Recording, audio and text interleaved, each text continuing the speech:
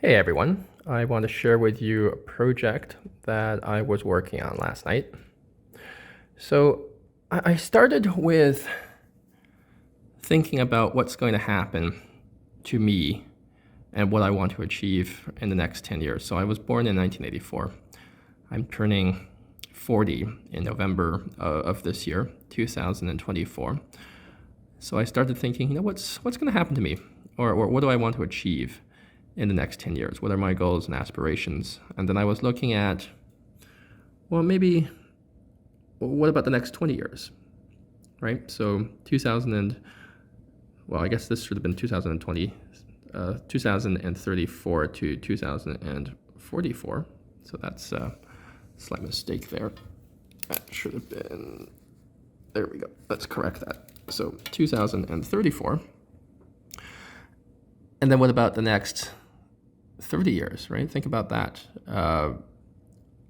By 2054, I would be 70 years old. So we have to make a correction here. So this is actually, well, maybe not. Maybe I can correct it back. It's 2024 because we're going in intervals. So yeah, next 30 years, right? So that's, I'd be 70. And then 2024 to 2064. All right, crazy, just writing that number. Just writing that is just so crazy thinking about that. I'd be 80, right? Looking at the next 40 years, I'd be 80. In next 50 years, right, I'd be 90 at the end of 2074. And then 100, I've always wanted to live to 100, more if I can. But given the current technology, and men live on average fewer years, they die a bit earlier than women on average. But, my grandparents lived to their mid-90s, both of them, my grandmothers. So I'm hoping for 100 at least, maybe a bit more. So this is 2084, right? I'd be 100 years old. Crazy to think about this. So then I looked back.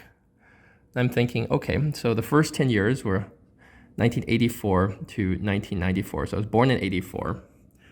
And then, 94, I would have been like 9, 10 years old, turning 10. So I would have been in grade 3, grade 4, grade 5, maybe something like that. I went to a school called Montrose in Toronto, and I would have been just a student 1994 to 2004. So 2004, I would have graduated from high school. I went to North Toronto Collegiate Institute, graduated in 2003. I would have started my first year at McMaster University, 2003, 2004. I think I would have been in first year, Bachelor of Health Sciences. And look at that jump. Look at that, just mega jump from elementary school over here to graduating from high school, starting first year university. And look at this jump, right? 2004 to 2014. I mean, I worked as a lawyer for, I graduated from law school in 2009, and then I worked as a lawyer. I started my own firm in 2014. Crazy to think, from first year university to starting my own law firm. 2014, I also ran for city council that year when I was 29. Didn't win, but, I did that. And look at this. This is my 30s now, right? 2014, 2024. Crazy, just absolutely crazy. 10 years of running my own firm, traveling the world, doing lots of interesting things. And this is where we are now, 2024. Just looking at my life in such a grid-like pattern is just astounding. And what I did here in the next sheet, so because I'm using graph paper, I decided to Oh, and this one, it's neat. Okay, so I did it a little bit differently here, but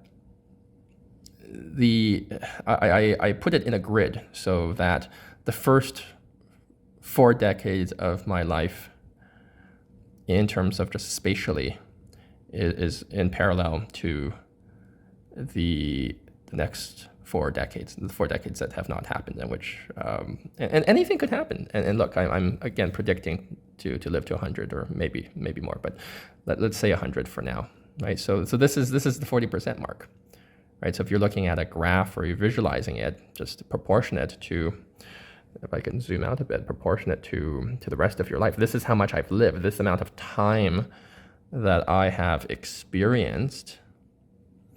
Right? It's this is the time. This is what it feels like. And then if I were to live another 40 years, this is what I would have experienced the first 40 years. So that's the amount of time, that would have passed, the perception of time in the next 40 years, and that's the grid, right? That's what it looks like. That's the amount of time that's passed. And just writing these numbers, right? It is just emotionally, it's just really, it's such a strange and powerful feeling, just writing these future years, looking into the future. But let's not just do that. Because I'm just a single human being, right? What if we went back a little bit, right? What if we did this? See, I'm here. I was born 1984, right? I came to Canada in about 1991. I actually don't remember. I was 5.5 at the time. My parents moved from China, from Beijing to Canada. So I've then lived in Canada for most of my life. But this is me. But I'm the product of a timeline that previously existed, right? This is not just my timeline in a vacuum. This is part of a greater trajectory, right? Let's go back in time. Right? So there was 10 years before I was born, 74 to 1984, 1964 to 1974, 1954 to 1964, and we go back all the way to the previous 70 years, right? 1914, that was the start of the First World War, right? In the Roaring 20s, we have the Depression in the 30s. We have World War II starting in 1939. The Battle of Stalingrad, 1942 was Battle of Stalingrad. 1944 was D-Day, right? 1944 to 1950s, right? We have the baby boom in the 50s, and this is, I'm purely talking from the North American experience. In China at the time, right? China the Communist Party would have formed. It would have formed what is now modern China as of 2024. Under Mao Zedong. So my parents would have been born under that regime in the 50s. So this would have been around the time my parents were born, right? They would have met in I don't know, the 1970s perhaps, and then here I am, right? Here I exist as part of a larger timeline, right? So I'm looking at myself and like, hey, this is when I graduated, and this is when I did this and that, but 1984 to 1994, the collapse of the Soviet Union would have been 1990, 1991, right? 1989, Tiananmen Square, right? In Beijing. So that was huge. And that's, I think one of the reasons why my parents moved. 1994 to 2004, big one, 2001, September 11th, right? That happened. We have sort of American hegemony for a while after the collapse of the Soviet Union and the communist countries in Eastern Europe. Right, we have the war in Iraq in 2003, and then Afghanistan in 2001. Then 2004 to 2014, right? Looking at the world, we have the financial crisis of 2007, 2008. We have, sort of the European sovereign debt crises that happened, I think, in 2009, 2010. That sort of happened. I think Obama was elected 2008, from what I remember, right? Some interesting things happening in the world, and 2014, 2024, big one I can think of is the pandemic, starting 2020, ending 2022 maybe, depending on how you define it, right? That was the big one. And then, a whole bunch of other things happening globally in the world. Russia invades Ukraine, 2022. Although the first incursion was, I think, in 2014 when they annexed Crimea, right? Big world-changing events. There's right now there's a war in Gaza with Israel. There's there's some talks that China may invade Taiwan. It's an interesting time in the world. And look, 2024, 2000 to 2034, who knows what's going to happen in the next 10 years, right? AI is a big thing right now. It may, very likely, almost certainly change the world. AI, climate change, global warming, climate change, different dynamics happening in the world, wars, climate issues, technology issues. It's very hard to predict, because we don't exist in a vacuum. Look at 2034 to 2044, and it gets harder and harder to predict what the world will look like, what we will become. Would we become cyborgs? We're going to Mars. Would we just die in some nuclear disaster? Next 30 years, right? We're looking at the next 40 years, 50 years, and most likely, I don't have any children now, but my children will exist in one of these decades, and then maybe my grandchildren if I'm lucky. So that's happening, right? Next 40 years, 50 years, 60 years, 2074. Can you imagine what the world would look like in 2074 to 2084? And this is where things get really crazy.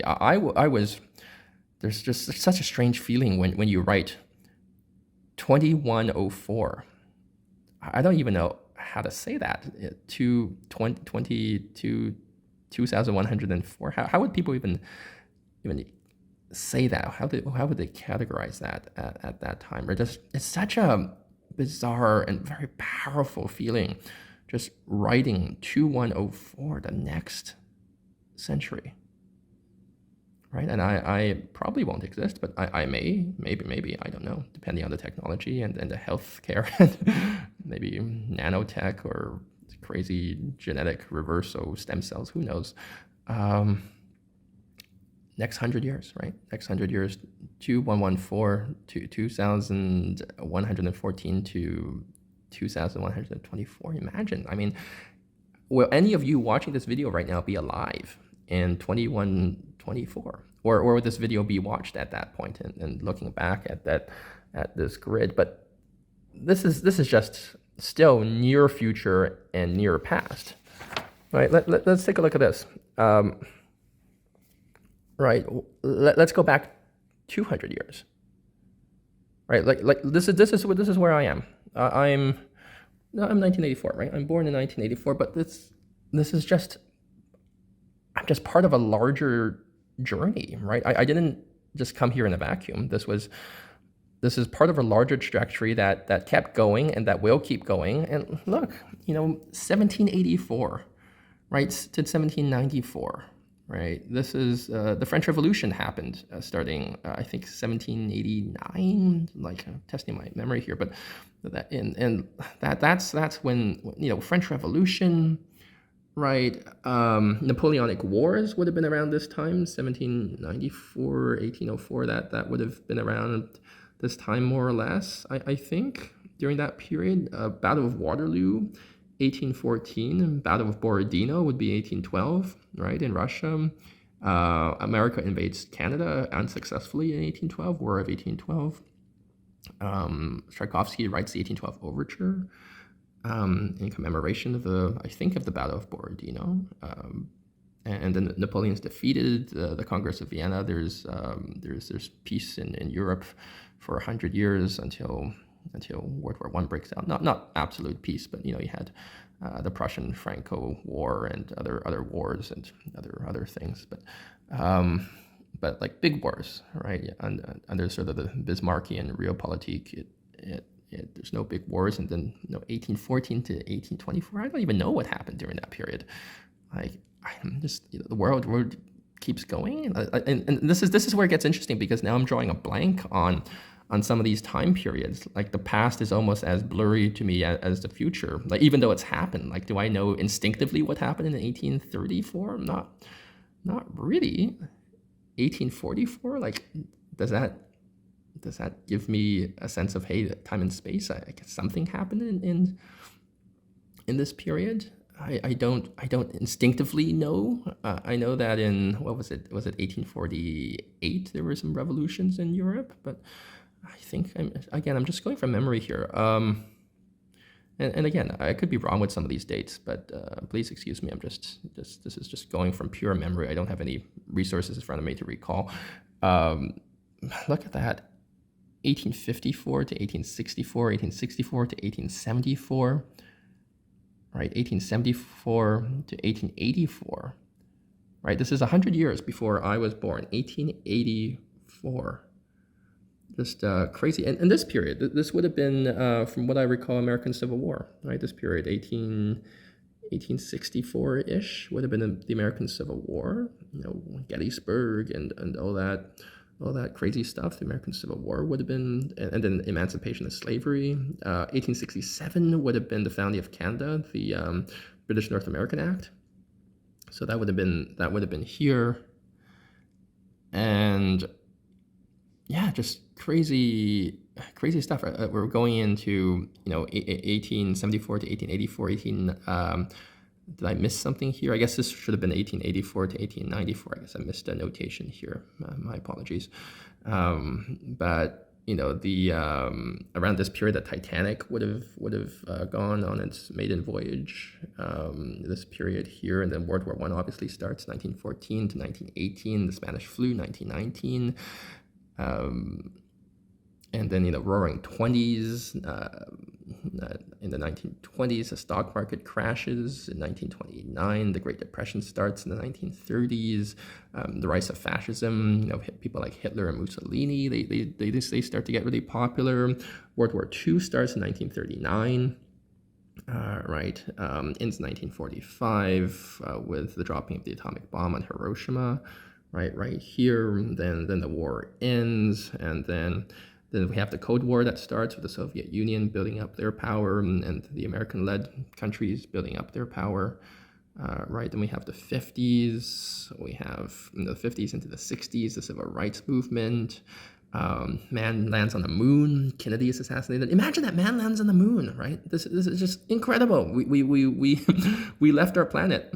We went to the moon. A man physically walked on the moon in the 60s. And then we go into the 70s, into the 80s. We have the HIV/AIDS scare. In the 80s, we have, as I talked to you before, as I mentioned before, the collapse of the Soviet Union starts to happen in 1990, 1991. We have the Solidarność movement in Poland, starting with Gdansk in 89, where there's challenges to the communist power. 89 is Tiananmen Square, right? I was physically there in Beijing at the time. I was just too young to remember. I think I was 4 years old. At that time, we have all this stuff happening, really interesting stuff with the collapse of the Soviet Union, becoming a number of more than a dozen countries. Then we have this period where I'm growing up, but the world is happening, right? The world is, and we went through this earlier. The world, the world is happening, and it's moving along, right? And we're here. We're here right now, today, 2024. But then it keeps moving into the future. And what's going to happen, right? It keeps moving. Look at that. It keeps moving. You can't stop it. You can't stop time. 2084, 2094. This really, I just can't believe I can write this. 2104, 2104, 2114, 2124, 2134. Right? What would the world look like at that time? I don't know. But this is still just somewhat, near past and near future, because you can even go back to something like this. And I wrote all of this, by hand, and it's just so interesting. You can almost touch the future and touch the past by by writing these dates. Like let's start here, right? This is 1084. Battle of Hastings was 1066, right? This is 1084, and then these represent decades. These represent individual decades, and you know what? Honestly, we're not that far. Like I'm here.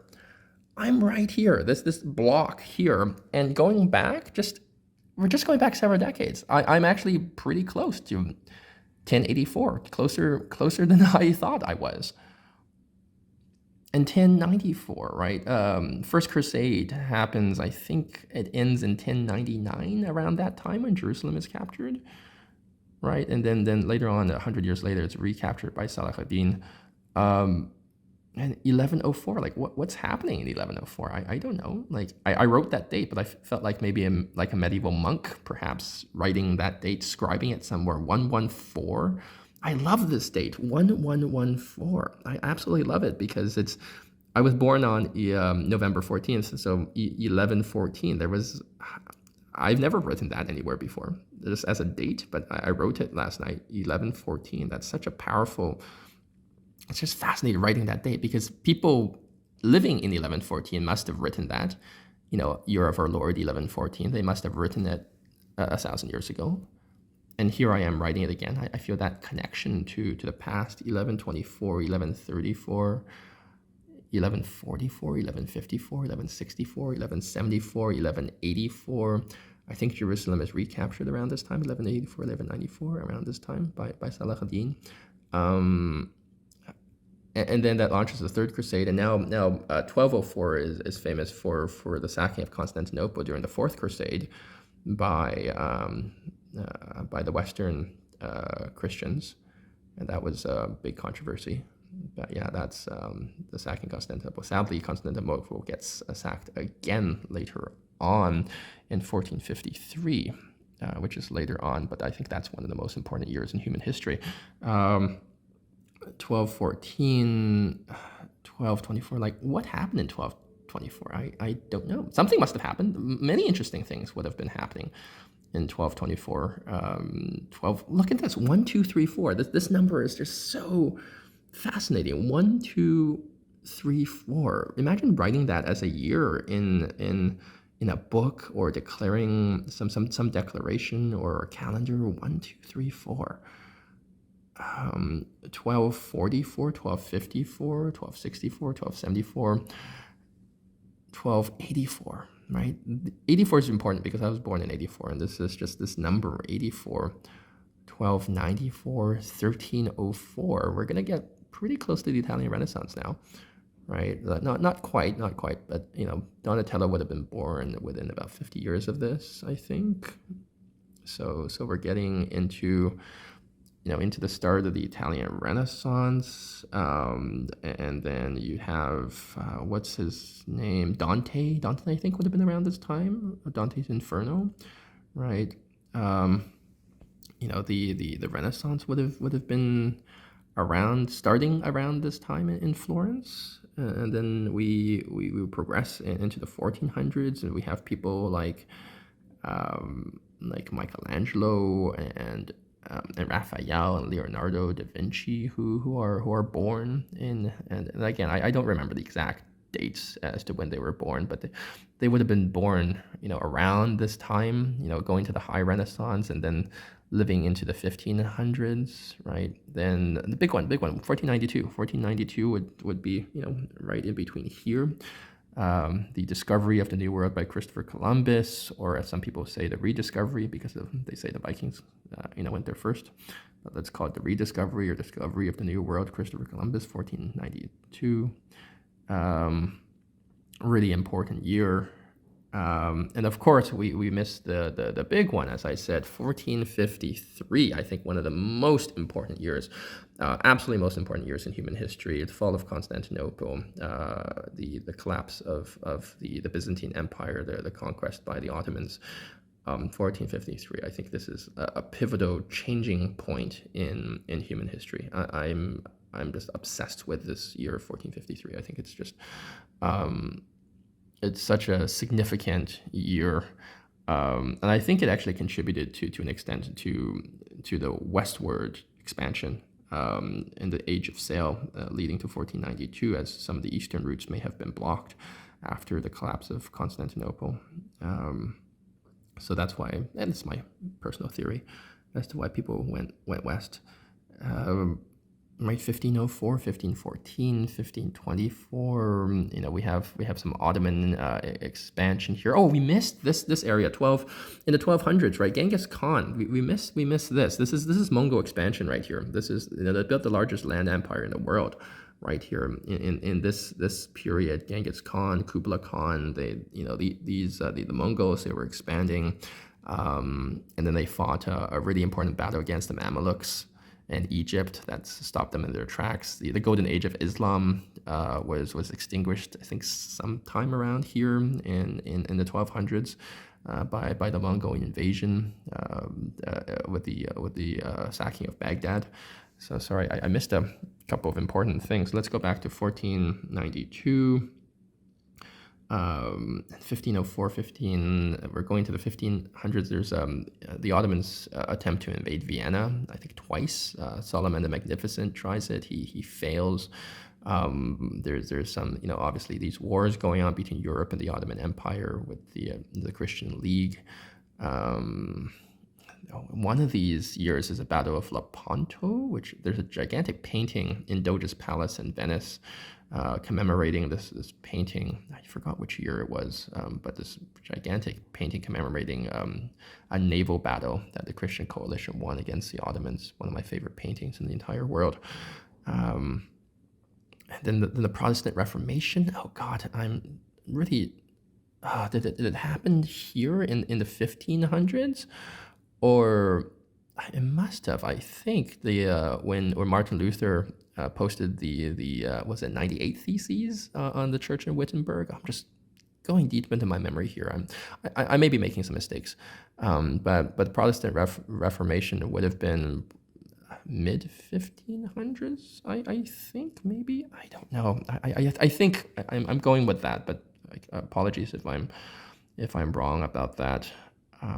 Now we're going to the 1600s, right? 1604, 1614, 1624, 1634, 1644, 1654, right? Louis XIV would have been around this period of time, the Sun King, right? This would have been the time of Louis XIV, and going to now the 1700s. America's going to be formed soon, right? The Revolutionary War would have been around this period here. The Declaration was signed in 76. The 70th War starts in the mid 1750s, right? With the 7-Year War, Plains of Abraham in Canada, which was the North American theater of the 7-Year War. That happens around this period here, 1750s, from what I remember. We have the Declaration of Independence, the American Revolutionary War, the French Revolution happening here. We're going into the Napoleonic Wars, Battle of Waterloo, and then the 1800s. We talked about that before. American Civil War, and then we have World War I starting in 1914, World War II starting in 1939. But we talked about that in the previous document. But here I am, 1984. I'm not that far off from 1084. Look, it's just several decades. You can do it in the course of a video. And here I am, 1984, and I'm here as a human being, blessed with the ability to observe as a human being this little chunk of history. Right? I observed this. Right? I was alive. I was here physically observing this. I observed this period. I observed this period. I observed this period. Makes you wonder, like as a human being, maybe you're just you're an observer, but also an active observer. Right? You're also changing the world. You're not just a passive observer, which is very empowering to think that here I am as an observer. If you just scale back, look, I'm just an observer of this chunk of time in human history, just this marvelous time. Somehow I got this period. I could have been, in this period or in this period, but here I am in this period of time. Somehow I'm here. There's this concept of thrownness, I believe, by some psychologists, who talks about just being thrown in some time and place that you have no control over. But hey, that's what we are, and that's who we are, right? That's where we're thrown into some time and place. And if I'm lucky, I'll get to observe this period of time, perhaps, right? This is making reference to an earlier graph. Maybe this period of time I get to observe, and then then the observation stops. Eventually, I would not be able to observe additional time, because I probably would pass away. But look at the future. This is six cycles, up, like 1, 2, 3, 4, 5, 6 cycles up, 6 cycles down, right? 1, 2, 3, 4, 5, 6. This is now stretching into past and future. So this is where I am. I put myself in the center in 84 to this period of time, but looking down at the future, it's like, who knows? Like, this is all very blank and interesting and dark, and that I have no concept of what that would look like. But here I am, but it will exist. That's the thing. It will, whether I'm here to observe it or not, it will continue to exist indefinitely. And whether there are humans here to observe it, it will continue indefinitely. So that's that. We're blessed with the ability to be here. I think this is very empowering. This was a very empowering exercise for me, to have a sense of the big picture of where I am relative to the past and to the future. And I hope you enjoyed this video.